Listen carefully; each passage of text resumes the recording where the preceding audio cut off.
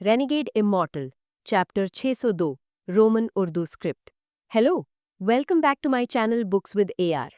वैंगलिन की आंखें मुकम्मल तौर पर सुर्ख थीं जब उसने अपने नीचे जमीन को देखा।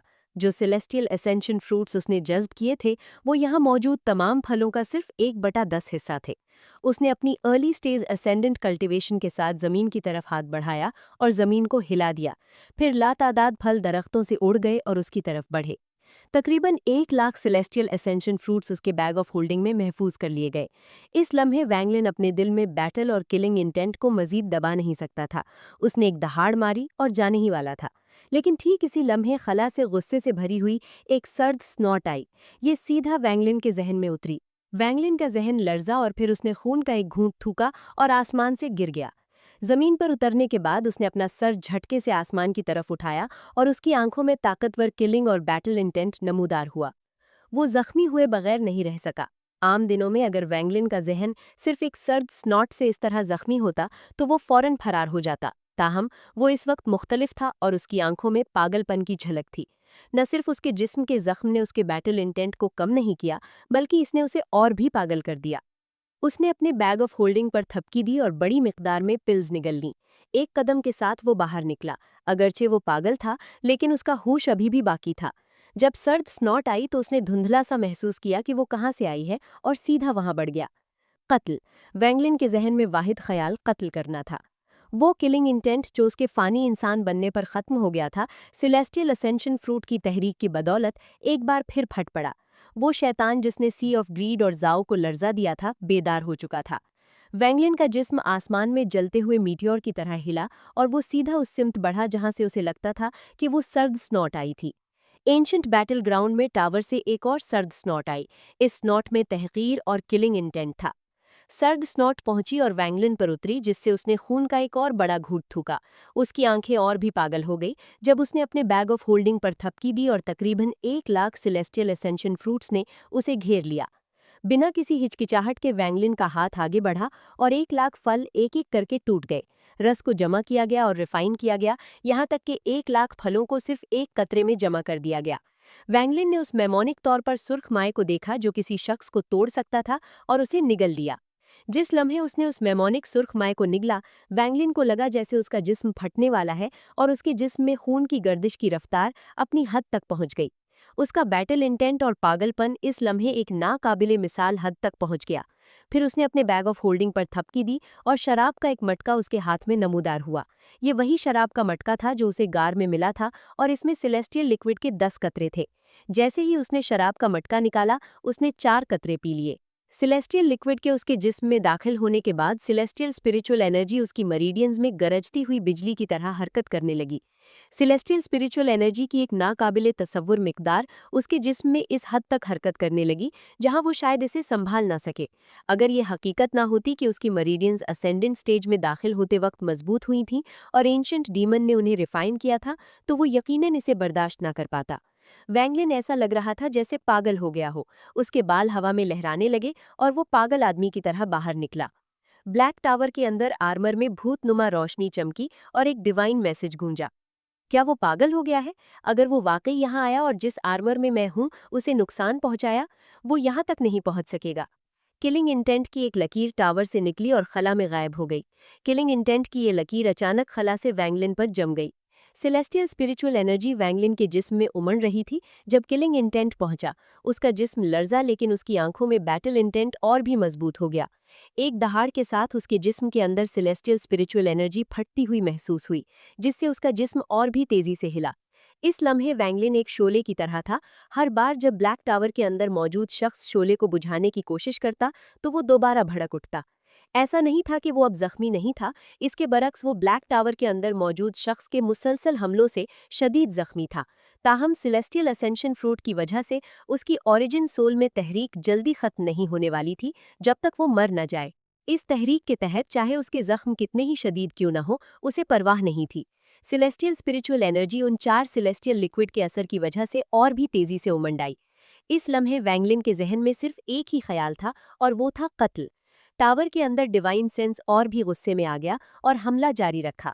अगर कोई और होता तो वो पहले ही मर चुका होता, लेकिन सेलेस्टियल असेंशन फ्रूट और सेलेस्टियल लिक्विड के अजीब ताउन की बदौलत वैंगलिन मरा नहीं।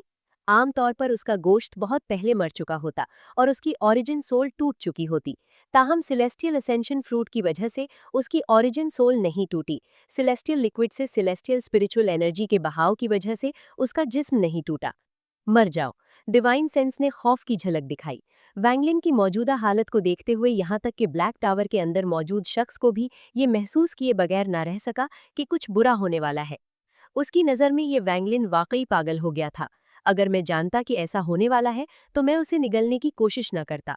डिवाइन सेंस के अंदर डेथ इंटेंट ने खला को चीरा और वैंगलिन पर उतरा। वैंगलिन ने खून का एक बड़ा घूंट थूका। अगरचे उसकी आंखें थोड़ी धुंधली हो गईं, लेकिन जल्द ही उनकी जगह किलिंग और बैटल इंटेंट ने ले ली। जैसे ही वैंगलिन उड़ा, उसके गले से जानवर जैसी दहाड़ निकली। Finger of death. Finger of death दूसरों की लाइफ फोर्स को जज्ब करती है, जिंदों को मुरझा देती है और उनकी ताकत इसे दे देती है। इस लम्हे वैंगलिन ने इस ताकत को इस पागलपन की हालत में इस्तेमाल किया। मौत का आउरा उसके जिस्म से फैलना शुरू हुआ और दुनिया के साथ मिल गया। जैसे ही वो हवा में तैरा, उसके नीचे तमाम नबातात मुरझा गईं। जैसे ही वो आसमान में उड़ा, जमीन पर मुरझाना फैल गया और नबातात, परिंदे और जानवर सब मर गए। ये जगह जहन्नुम जैसी लग रही थी। ये बहुत अजीब लेकिन इंतहाई हैरानकुन था। उनकी मौत ने सफेद गैस की लकीरें पैदा की, जिन्होंने वैंगलिन को पकड़ लिया और उसके जिस्म में दाखिल हो गई। सफेद गैस की इन लकीरों ने तेजी से वैंगलिन के तबाहशुदा जिस्म और ओरिजिन सोल की मरम्मत में मदद की। फायर डीमन कंट्री में जीशु घोड़े पर बैठा था। उसने नीला लिबास पहना हुआ था और उसकी पीठ पर एक विशाल तलवार थी और उसकी आंखें सर्द महरी से फासले पर देख रही थीं। उसके पीछे 30,000 डीमन सोल्जर्स थे। दाओ लू स्वॉर्ड सेक्ट के 12 स्वॉर्ड्स सब बिखर चुके थे और वो उनमें से एक था। उसकी कल्टिवेशन सोल ट्रांसफॉर्मेशन के लेट स्टेज के उरूज पर थी। उसने कामयाबी से चीफ कमांडर का ओहदा हासिल कर लिया था और अपने डीमन सोल्जर्स को अपने साथियों से मिलने के लिए ले जा रहा था। जैसे ही वो चले, उसका एक्सप्रेशन अचानक बदल गया जब उसने आसमान में एक मीटियर को जलते हुए देखा। उसकी आंखें उसे गौर से देखने के लिए तंग हुईं और फिर उसका एक्सप्रेशन फौरन बदल गया। Ascendant cultivator. उसने तेजी से अपना सर झुकाया और अपने डीमन सोल्जर्स को पीछे हटने का हुक्म दिया, क्योंकि वो इस असेंडेंट कल्टीवेटर को उकसाना नहीं चाहता था। उसने ये भी देखा कि इस असेंडेंट कल्टीवेटर की जहनी हालत थोड़ी पागल लग रही थी। जिस चीज ने उसे और भी ज्यादा खौफजदा किया, वो ये था कि वो शख्स जहां भी जाता, उसके नीचे की जमीन मुकम्मल तौर पर मुरझा जाती और जज्ब हो जाती। खुशकिस्मती से वो एक ही रास्ते पर नहीं थे, वरना जीशु फौरन दूसरी सिमत जाने का इंतखाब करता और इस शख्स से दूर रहता। वैंगलिन ने डीमन सोल्जर्स को नोटिस तक नहीं किया। इस वक्त उसकी आंखों में सिर्फ लड़ाई और कत्ल था। इस लम्हे किलिंग इंटेंट और परेशानी की झलक लिए सर्द स्नॉट दोबारा आई। इस बार ये और भी मजबूत थी, जिससे वैंगलिन का जिस्म लरजा और उसने खून का एक और घूंट थूका। उसका जिस्म तबाह होने वाला था और उसकी ओरिजिन सोल गायब होने वाली थी। ताहम रास्ते में उसने जितनी भी लाइफ फोर्स जज्ब की थी, वो आहिस्ता आहिस्ता उसके जिस्म और ओरिजिन सोल की परवरिश कर रही थी, जिससे उन्हें आहिस्ता आहिस्ता ठीक होने में मदद मिल रही थी। जीशु ने आसमान में वैंगलिन को गौर से देखा। जब उसने वैंगलिन को खून थूकते देखा तो उसकी आंखें अचानक रोशन हो गईं। ये शख्स जरूर शदीद जख्मी है, अगरचे उसके पास ताकतवर ऑरा है, लेकिन सिर्फ उड़ते हुए खून थूकना जाहिर करता है कि वो कितना जख्मी है। चूंकि ये शख्स असेंडेंट स्टेज तक पहुंच चुका है, उसके पास बहुत से मैजिक ट्रेजर्स और यहाँ तक कि कुछ अच्छी टेक्निक्स भी होंगी। सबसे अहम बात यह है कि अगर मैं उसकी ओरिजिन सोल को रिफाइन कर सकूं और अपनी स्वॉर्ड स्पिरिट को खिला सकूं, तो इससे मेरी स्वॉर्ड स्पिरिट की ताकत में बहुत इजाफा होगा। जीशु की आंखों में किलिंग इंटेंट की झलक नमूदार हुई, लेकिन ये जल्द ही मंद पड़ गई। ये शख्स आखिरकार एक असेंडेंट कल्टीवेटर है, लेकिन अगर मैं इस मौके को जाने दूं, तो कौन जानता है कि मैं कब किसी और शदीद जख्मी असेंडेंट कल्टीवेटर से मिलूंगा। चलो करते हैं। जीशु की आंखें एक बार फिर रोशन हो गईं। कत्ल। जीशु का जिस्म साए में बदल गया और सीधा वैंगलिन की तरफ बढ़ा। उसके पीछे डीमन सोल्जर्स ने हुक्म सुना और तेजी से फॉर्मेशन लगाना शुरू कर दिया। एक किलिंग इंटेंट वैंगलिन पर जम गया। वैंगलिन की आंखें किलिंग इंटेंट से भरी हुई थीं, इसलिए वो किलिंग इंटेंट के लिए बहुत हसास था। वो मुड़ा और उसने जमीन पर 30,000 डीमन सोल्जर्स और जीशु को देखा, जो उसकी तरफ बढ़ रहा था। उसने एक खौफनाक मुस्कुराहट दिखाई, फिर उसका जिस्म हिला और जीशु की तरफ बढ़ा। वो बस बहुत तेज था और एक पल में जीशु के जिस्म के पास पहुंच गया। जीशु का एक्सप्रेशन शिद्दत से बदल गया। उसने तवक्को की थी कि ये शख्स भागेगा, न कि शदीद जख्मी होने के बावजूद उसकी तरफ बढ़ेगा। उसने एक स्नॉट किया, इससे पहले कि उसके हाथ ने एक सील बनाई और उसकी पीठ पर मौजूद विशाल तलवार बाहर उड़ गई। जिस लम्हे विशाल तलवार बाहर उड़ी, वैंगलिन नमूदार हुआ। उसने अपने दाएं हाथ से विशाल तलवार पकड़ी और उसे अपने पीछे फेंक दिया। फिर उसी वक्त वो जीशु के बिल्कुल पास से गुजरा। जब वैंगलिन जीशु के पास से गुजरा तो उसने आहिस्ता से जीशु के कंधे को थपथपाया। जीशु लरजा और उसका जिस्म उसकी ओरिजिन सोल के साथ मुरझा गया। पलक झपकने में एक लाइफ सील बन गया और ये वैंगलिन की तरफ उड़ गया। वैंगलिन बिल्कुल नहीं रुका और जमीन पर 30,000 डीमन सोल्जर्स में घुस गया। एक पागल कत्लो गारत शुरू हो गई। खून ने जमीन को रंग दिया और रूहों ने आसमान को भर दिया। लाइफ सील्स की लकीरें मुसलसल नमूदार होती और उसके जिस्म में दाखिल होती। आधे इंसेंस स्टिक के वक्त के बाद जमीन खून से ढक गई थी। खत्म होने के बाद वैंगलिन बाहर उड़ा और फासले में चला गया। अब उसके पास 30,000 लाइफ सील्स थी, जिनमें से हर एक लामहदूद जिंदगी रखता था। जैसे ही हर निशान गायब होता, उसका जिस्म थोड़ा ठीक होता। लाइफ सील्स तेजी से गायब हो रही थीं, लेकिन उसका जिस्म भी तेजी से ठीक हो रहा था।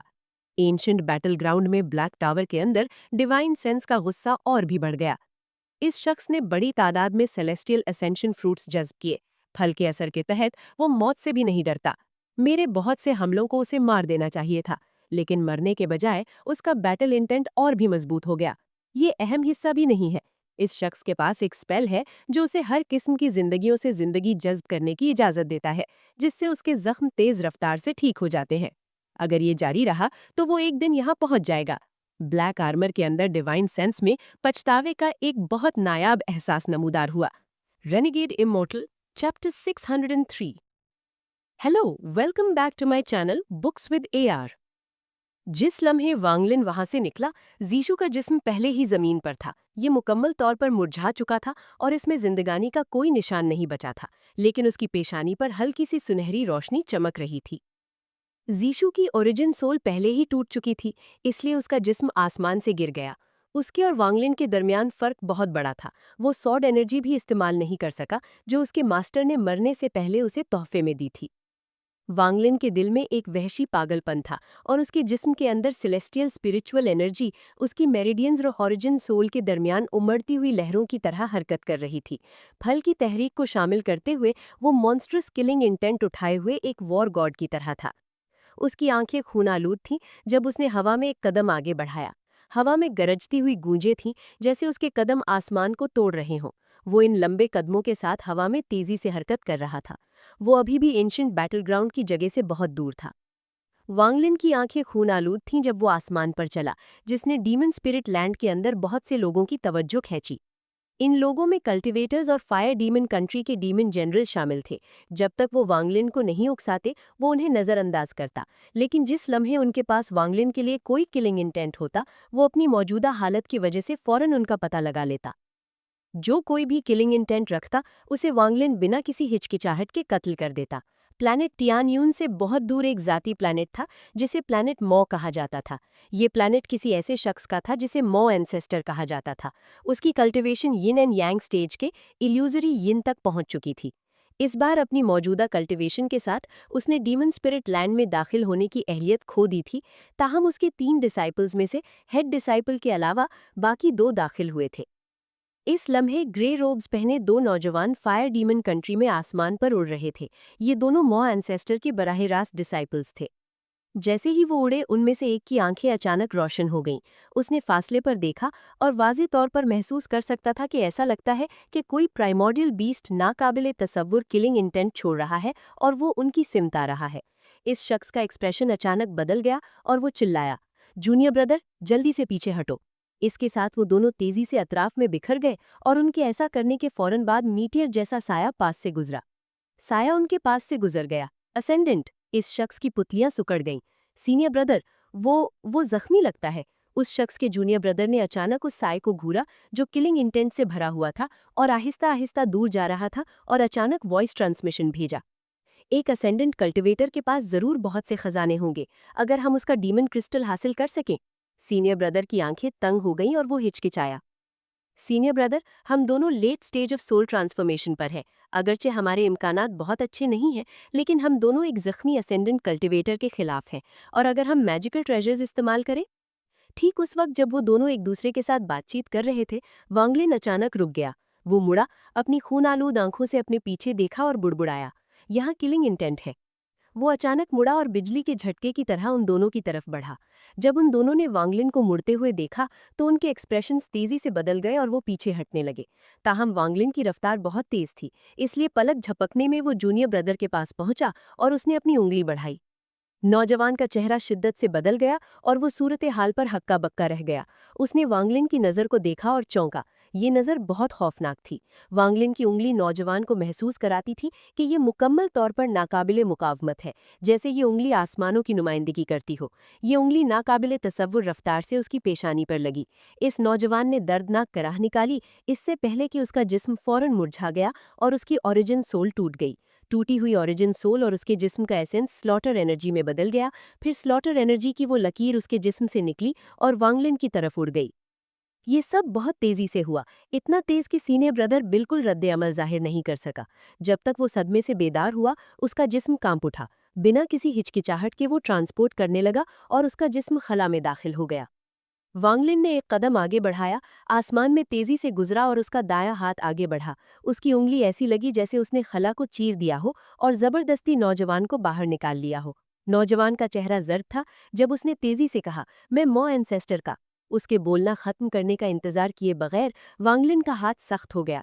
इस शख्स का जिस्म अचानक गोश्त के टुकड़ों में टूट गया, जो जमीन पर गिर गए। उसकी लाइफ फोर्स ग्रे गैस में बदल गई और वांगलिन की तरफ उड़ गई। इन दोनों को कत्ल करने के बाद वांगलिन की आंखें और भी सुर्ख हो गई और बैटल इंटेंट और भी मजबूत हो गया। फिर उसका जिस्म अचानक हिला और वो फासले में बढ़ा। जैसे ही वांगलिन उड़ा, जमीन मुसलसल मुरझाती गई। हर चीज मर गई, चाहे वो नबातात हों या जानवर। वो सब मारे गए और वांगलिन के जिस्म की परवरिश के लिए इस्तेमाल हुए। वो ऐसा लगता था जैसे जहन्नुम से आया हो, क्योंकि वो तमाम जिंदगी निगल रहा था। वांगलिन ने फायर डीमन कंट्री में तकरीबन सीधी लाइन में परवाज की और उस लाइन पर मौजूद हर चीज मुरझा गई। ये मुल्क के लिए एक किस्म की जिल्लत और उकसावा था। दर्जनों डीमन जनरल्स को इस डेविल कल्टिवेटर को घेरने और दबाने के लिए भेजा गया। उसके घेरे का मकाम फायर डीमन कंट्री और स्काई डीमन कंट्री की सरहद के करीब था। इस जगह को मिलियन डीमन माउंटेन कहा जाता था। घनी धुंध जो कभी गायब नहीं होती थी, मिलियन डीमन माउंटेन को ढांपे हुए थी। मिलियन डीमन माउंटेन के करीब दो शहर थे, हर तरफ। एक फायर डीमन कंट्री का लेजर स्काई सिटी था और दूसरा स्काई डीमन कंट्री का मेल्टिंग फायर सिटी था। इस लम्हे लेजर स्काई सिटी में 1 लाख से ज्यादा डीमन सोल्जर्स तैयार थे और 10 से ज्यादा डीमन जनरल्स फासले पर देख रहे थे। डीमन जनरल्स में मुख्तलिफ रैंक का एक शख्स था। ये शख्स दरमियानी उम्र का आदमी था और उसका एक्सप्रेशन उदास था। इस कल्टिवेटर को मारना हमारे लिए मुश्किल नहीं होगा। इस बार वाइस कमांडर इन चीफ हमारे साथ है, तो ये और भी आसान होगा। दरमियानी उम्र के आदमी के पास वाले आदमी ने मुस्कुराहट दी। अगरचे वो मुस्कुरा रहा था, लेकिन वो अभी भी एहतराम दिखा रहा था। अगला डीमन जनरल हंसा। सही बात है, वाइस कमांडर इन चीफ के यहाँ होते हुए हम इस कल्टिवेटर को एक पल में राख में बदल सकते हैं। दरमियानी उम्र के आदमी ने पुरसुकून लहजे में कहा, तुम सब इस लड़ाई को जल्दी खत्म करो और एक बार जब तुम लोग उस कल्टिवेटर को मार दो, मैं चला जाऊंगा। अगरचे उसका एक्सप्रेशन उदास था, लेकिन उसकी आंखों में अब भी फखर की झलक थी। वाइस कमांडर इन चीफ होने के नाते उसका रुतबा बहुत ऊंचा था और वो आमतौर पर महज एक कल्टिवेटर के लिए दारुल हुकूमत नहीं छोड़ता। वो असल में ज़ाती मामले के लिए स्काई डीमन कंट्री जाने वाला था, लेकिन जब वो पहुंचा तो उसे डीमन एम्परर से हुक्म मिला कि वो कल्टिवेटर के खिलाफ लड़ाई में डीमन जनरल्स की क़यादत करने के लिए कुछ दिन यहाँ रुके। वो इस इंतज़ाम के बारे में काफ़ी लाचार था। उसकी राय में कल्टिवेटर को मारने के लिए इतने लोगों को भेजने की ज़रूरत नहीं थी। ये बहुत परेशान कुन था। इस लम्हे उसने सोचा और कहा, क्या तुम लोगों को यकीन है कि ये शख्स यहाँ से गुजरेगा? वाइस कमांडर इन चीफ मुतमईन रहें, क्योंकि हम पहले ही लोगों को जासूसी के लिए भेज चुके हैं। ये शख्स सीधी लाइन में सफ़र कर रहा है और यकीनन यहाँ से गुजरेगा। वाइस कमांडर इन चीफ, एक बात है जो मुझे उलझन में डाल रही है। हमने जो 10 लोग भेजे थे, उनमें से सबके मरने के बजाय सिर्फ 3 मरे। लगता है कि इस कल्टिवेटर का लोगों को मारने के मामले में कुछ अजीब रवैया है। जब डीमन जनरल्स बात कर रहे थे, दरमियानी उम्र के आदमी का एक्सप्रेशन बदल गया। उसने फासले पर देखा और बेसब्री की झलक दिखाई जब उसने कहा, एक मामूली एसेंडेंट कल्टीवेटर जो शदीद जख्मी भी है, मेरे फायर डीमन कंट्री में इतना दिलेर होने की जुर्रत करता है? तुम सब जल्दी से इस लड़ाई को खत्म करो। 10 से ज्यादा डीमन जनरल्स चौंके और उन सब ने अपनी सर्द निगाहें फासले पर मरकूज कर दी। नीला आर्मर पहने एक शख्स ने दरमियानी उम्र के आदमी की तरफ चंद कदम बढ़ाए और कहा, Lord vice commander in chief, आपका मातहत इन डोंग इस शख्स को मारने जाने के लिए तैयार है। दरमियानी उम्र के आदमी ने सर हिलाया। डीमन जनरल इन डोंग ने एक कदम उठाया, सब्ज रोशनी की लकीर में बदल गया और वैंगलिन की तरफ उड़ा। इन डोंग की आंखें सर्द हो गईं और किलिंग इंटेंट की झलक दिखाई दी। उसे वाइस कमांडर इन चीफ के सामने इस शख्स को खूबसूरती से मारना था। अगर वो वाइस कमांडर इन चीफ की तवज्जो हासिल कर सका तो वो कामयाबी के रास्ते पर होगा। एक जख्मी अर्ली स्टेज असेंडेंट कल्टीवेटर। मेरी डिमोनिक फोर्स तकरीबन 3 लाख है और अगरचे मुझे असली असेंडेंट कल्टीवेटर के खिलाफ कोई भरोसा नहीं है, लेकिन तुम शदीद जख्मी हो, तुम्हें मारना मुश्किल नहीं होगा। Killing intent. जैसे ही वैंगलिन उड़ा, उसकी आंखों में मॉन्स्ट्रस मिकदार में सुर्खी थी और किलिंग और बैटल इंटेंट ने उसके जहन को भर दिया। आने वाले रुको, इन डोंग उड़ते हुए चिल्लाया और उसने सदमे का असर पैदा करने के लिए अपनी सारी डिमोनिक फोर्स इस आवाज में डाल दी। ये बुलंद दहाड़ गरजदार दहाड़ की तरह थी जब ये शहर में गूंजी।